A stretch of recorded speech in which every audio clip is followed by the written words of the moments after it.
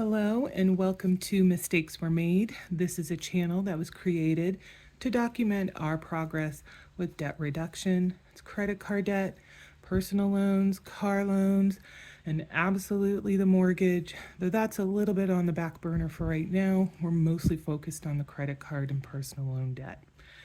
Speaking of that, we are going to go and check on our progress with our debt for December. So let's take a quick look here, and we can see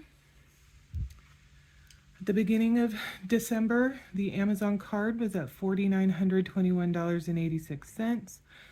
By the end, it was $4,843.22 for a difference of $78.64. Bank of America was at $9,045, went down to $8,895 for a difference of $150. Citi, $75.25 down to $74.25 for a difference of $100. Discover was at $10,441.61, went down to $10,359.52 for a difference of $82.09. The loan for my mother was at $2,499, went down to $1,999 for a difference of $500. And finally, the U.S. bank loan, our credit card debt was $87.49 and went down to $8,635.34 for a difference of $113.94. Now you can probably pretty easily see the ones that are affected by interest. Unfortunately, the payments that we make, they only go so far, and so there are some limiters. These two are currently under 0% promos, so the entirety of the payment made is being applied and reducing the debt. So what we have here is we started out with $43,181.75 worth of credit card debt plus the personal loan, and ended up at $42,157.08, which came to a reduction of $1,024.67. Not too terribly bad, considering we are making payments that are just slightly over the minimum payment because of the situation that we currently are in right now with the job. So I'm taking any progress as a win. Obviously, I'd love for there to be more progress, but we have to be prudent and careful about where we are in the process. Now, that said, let's take a look at what our progress is since October. So this is essentially our year to date, or since we started this process, where we started, where we are as of today, which is the end of December, day after Christmas. So we started out, there's a goober on here that wasn't there before. We started out at $47,488.82. We are, as we noted here, at $42,157.08, which means we have had a reduction of $5,331.74. A big chunk of that was a large payment that we made on Bank of America to ensure that we had completely cleared and met the obligation for one of the 0% promos that we had that was going to be coming due in February. But still, debt reduction, regardless of the reason, is debt reduction. So I think this is a very good amount of reduction considering the time frame. So this is the work of about 3 months at this point. So some of the highlights: brought down the mom loan by under $2,000. That was a particular goal I wanted to meet before the end of the year. We paid off the most current 0% promo loan, as I was mentioning, for Bank of America. So that's, one less thing that we need to be concerned about.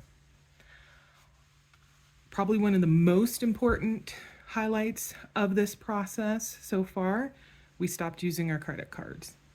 We are not using those at all. And obviously that's huge, because if we were still trying to attack this debt while creating debt, the impact of any payments we were making would be even less, if it was making any difference at all. And we wouldn't be seeing the forward motion we're seeing, however minor it might be at this time. And then last but not least, but probably, if not the first most important, then the second most important, is the fact that we got started in the first place. Let me move this up so you can see that.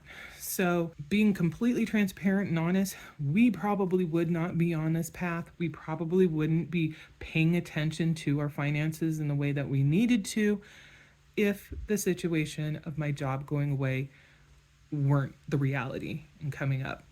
So hugely negative situation has had an ultimately positive impact, because it forced us to sit down, take a look at what we're doing with our money, and figure out a better way. Start moving in a more positive financial direction.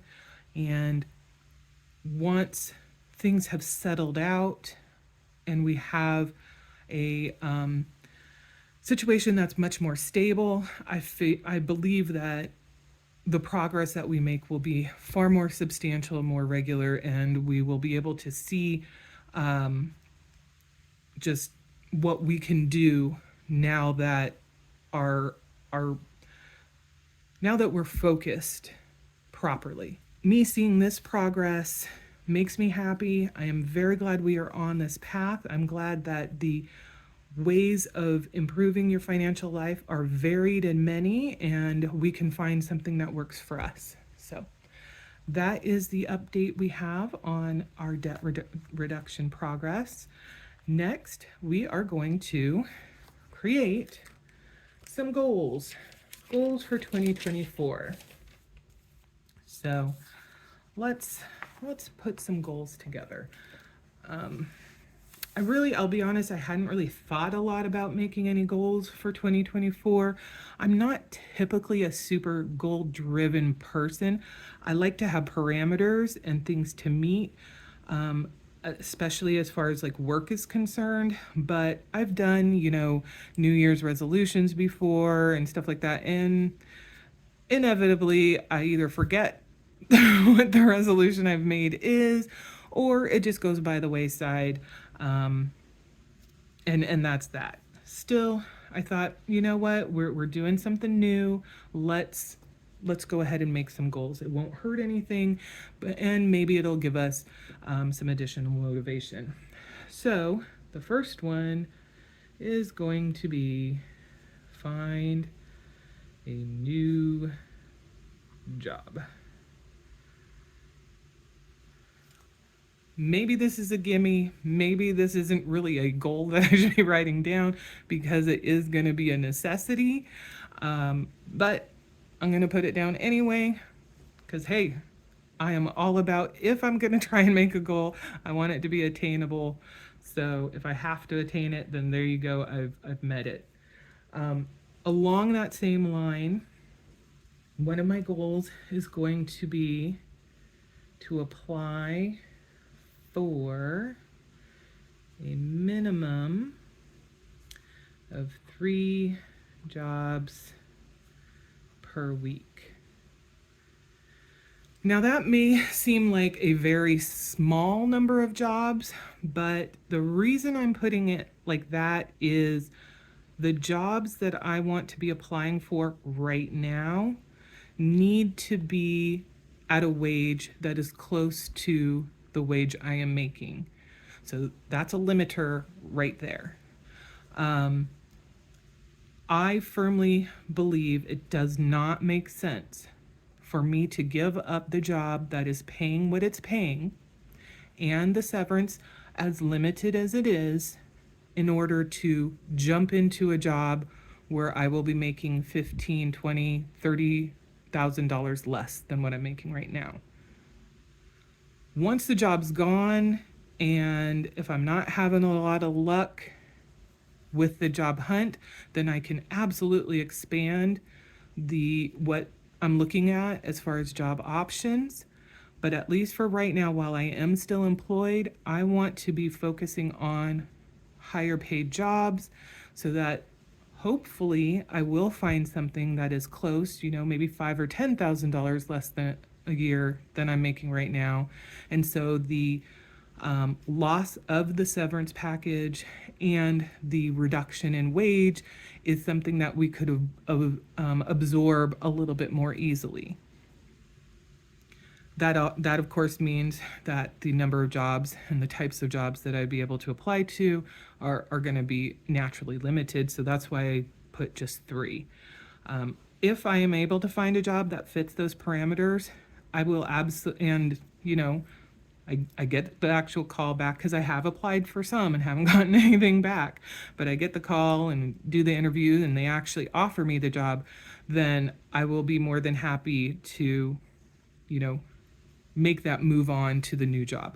But I am not in a position right now where I feel comfortable doing that and going to something where we're going to see essentially 50% of my wage go away.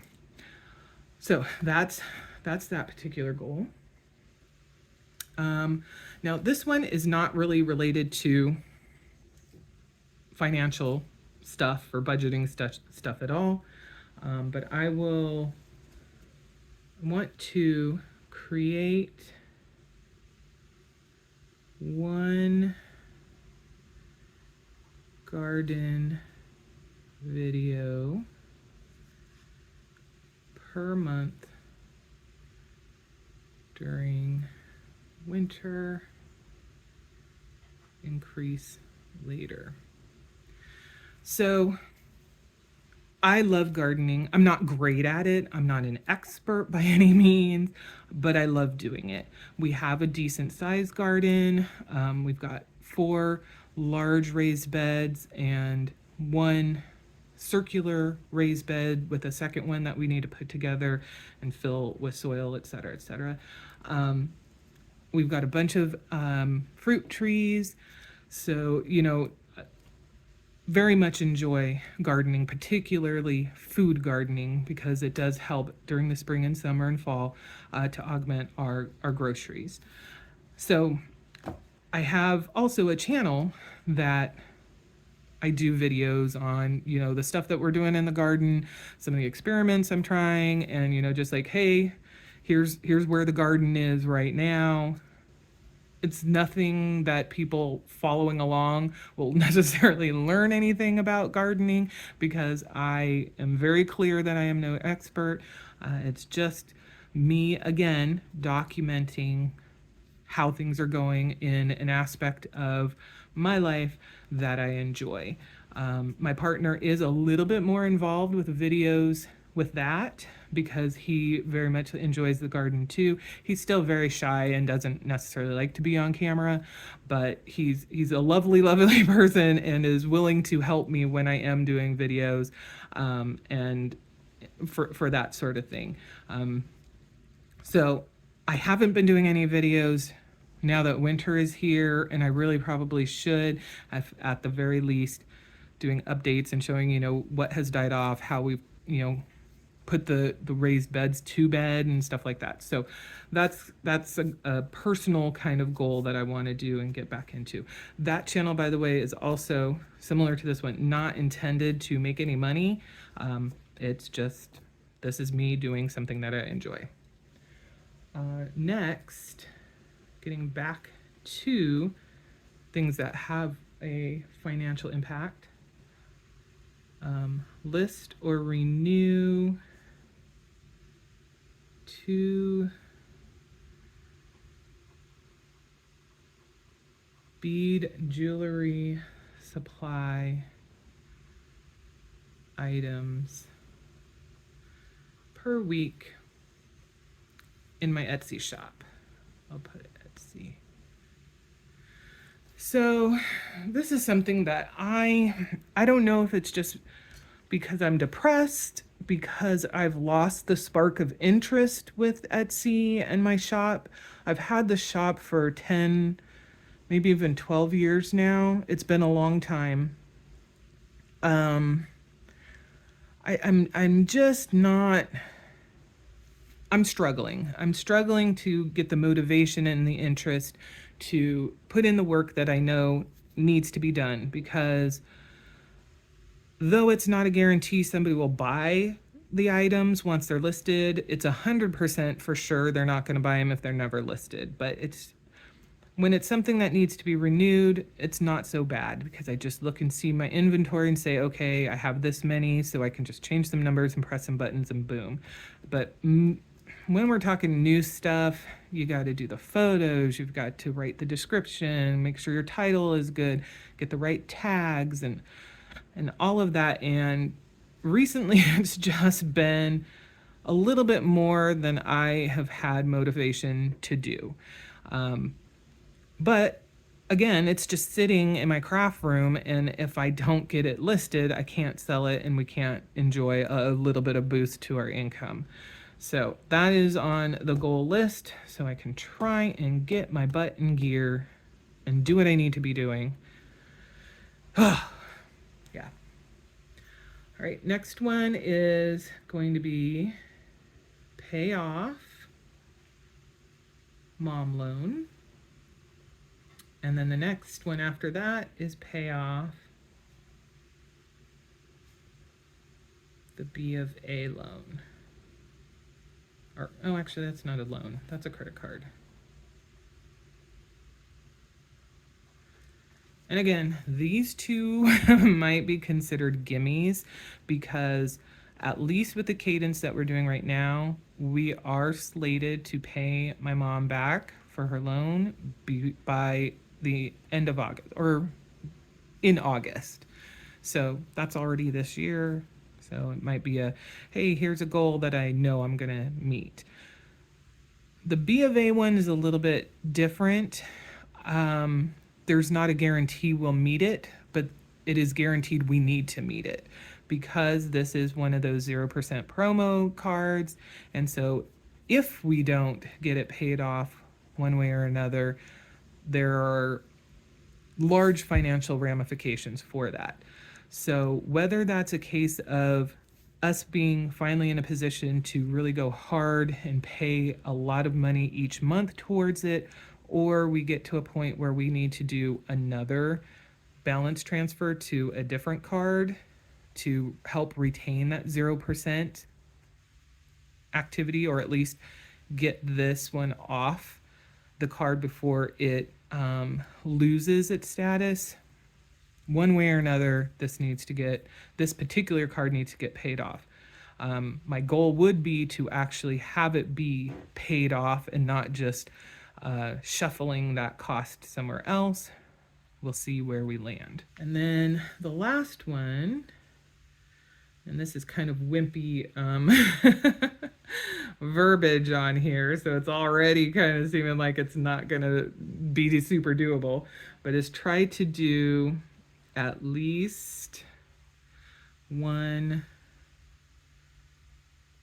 budget related video per week.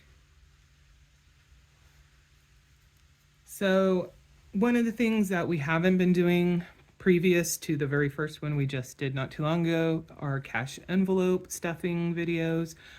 That's an aspect of our progress and the processes we do. So figured we should probably be documenting that. I was thinking about maybe doing some kind of budget with me videos. Our numbers, at least right now, don't change a whole lot, simply because we've got our set amount of things that we budgeted for our recurring costs and our cash envelopes and our credit cards. So I'm hemming and hawing about whether that would make any sense long term. I think once the whole job thing is settled and stable, that may make a little bit more sense because we will be transitioning to a zero-based budget, whereas right now we're not quite there because we're leaving our budgets open-ended with some unallocated, having a section of unallocated funds, and that has a built-in amount of flexibility, so to absorb things that don't quite go the right way. So we'll see. I do have a plan to do a budget with me for the first paycheck of January. We'll see how it goes, how I feel about it, and whatever feedback you guys can give on ways that it could work a little bit better, because it will be the first one that I do, and whether it's interesting or not, and we'll go from there. So that is where we are as far as the goals that I'm putting together for 2024. There's not a ton of them, but there's decent amount of ones that have like recurring actions that we're going to need to take. And then of course, results of how we did both in December for our debt reduction, as well as the progress we've made so far to date from when we started, and some of the highlights that we've accomplished. And we will see you in the next one.